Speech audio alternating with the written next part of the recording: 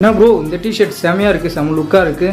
ஆமாம் ப்ரோ, இது வந்து பார்த்தீங்கன்னா வந்து ஒரு கேஷுவலாகவும் வந்து வேர் பண்ணிக்கலாம். இப்போ எங்கேயாச்சும் நம்ம வாக்கிங் போகிறோம், ஜாக்கிங் போகிறோம் பார்த்தீங்களா, அந்தமாதிரி பர்பஸ்லாம் வந்து யூஸ் பண்ணிக்கலாம். சில வந்து கொஞ்சம் ஏஜ்டாக இருப்பாங்க, அவங்களாம் காலர் இல்லாமல் வந்து யூஸ் பண்ண அவங்களுக்கு வந்து பிடிக்காது. அதனால் அவங்க வந்து இதுமாதிரி காலர் வச்சு வந்து அவங்களுக்கு வேர் பண்ணணும்னு ஆசைப்படுவாங்க.